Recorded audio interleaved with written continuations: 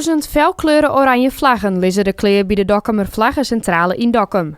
De vlaggen binnen speciaal maken voor het EK dat op 11 juni van start gaat. Het is op zich wel een soort, maar het hangt er echt van hoe vier ze komen eigenlijk. Dan kan nog wel eens wijzen dat er echt een oranje koorts in het loon is en dat het dan wel heel hut gaat. Dus dat we misschien nog wel heel veel bij meidje maken. De vlaggen is ontworpen door het bedrijf zelfs, al hien ze wollen oproep dienen aan het publiek om een ontwerp in te sturen.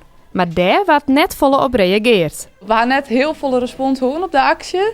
Dus we hebben wel een heel mooi ontwerp gekregen. Dus misschien dat Oranje Wol 4 komt dit EK, dat we daar nog iets mee gaan doen. Maar dat is dus nog even afwachten.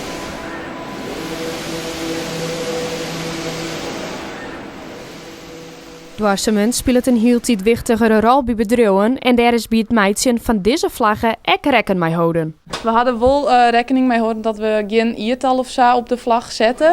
Dat hebben we in het verleden ook wel eens gehoord. En ja, als er dan bij zitten blijft, dat is gewoon wel zonde. Dus daar hebben we wel bewust net van gekozen om dat te doen. Hoewel wij dit EK net misschien al een deun op elkaar zitten maaien om te geren in de kroeg het EK te belibben, zou dit voor de verkoop van deze vlaggen misschien wel goed uitpakken kunnen. We hebben wel zien bijvoorbeeld bij de Nederlandse vlaggen dat de verkoop wel heel goed gaat en dat mensen thuis zitten, vooral vorig jaar, en dat ze de vlaggen uithingen.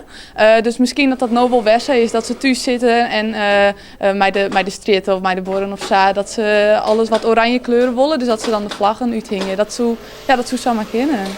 Hingen ze de vlag straks zelf ook uit dat het EK er is? Ik denk dat we wel wat verder komen, dat ik hem ook wel uit ging hingen. Ja, zeker.